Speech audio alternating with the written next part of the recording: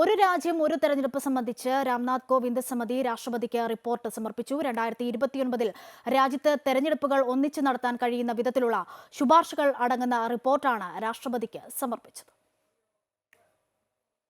നിയമസഭകളിലേക്കും ലോക്സഭയിലേക്കും തെരഞ്ഞെടുപ്പുകൾ 2029 ഒന്നിച്ചു നടത്തുന്നതിനായുള്ള നിർദ്ദേശങ്ങൾ റിപ്പോർട്ടിലുണ്ട്.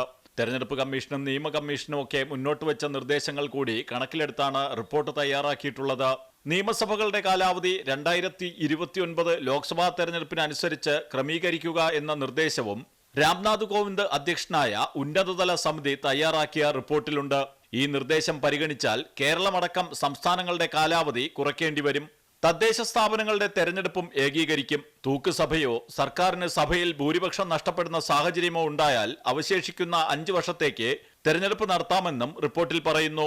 തദ്ദേശ സ്ഥാപനങ്ങളുടെ തെരഞ്ഞെടുപ്പുകൾ 2ാം ഘട്ടമായി ലോക്സഭാ തെരഞ്ഞെടുപ്പിനൊപ്പമാക്കാം എന്ന ശുപാർശയും സമിതിയുടെ റിപ്പോർട്ടിലുണ്ട്. മുൻ രാഷ്ട്രപതി രാംനാഥ് കോവിന്ദ് അധ്യക്ഷനായ സമിതി മുമ്പാകെ രാഷ്ട്രീയ പാർട്ടികൾ നൽകിയ നിർദ്ദേശങ്ങളടക്കം പരിഗണിച്ചാണ് റിപ്പോർട്ട് തയ്യാറാക്കിയത്.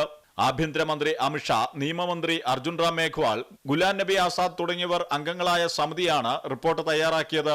ഒരു രാജ്യം ഒരു തെരഞ്ഞെടുപ്പ് ഭരണഘടനാ വിരുദ്ധമെന്ന നിലപാടാണ് കോൺഗ്രസിന്റേത്. അമൃത ന്യൂസ്, ന്യൂഡൽഹി.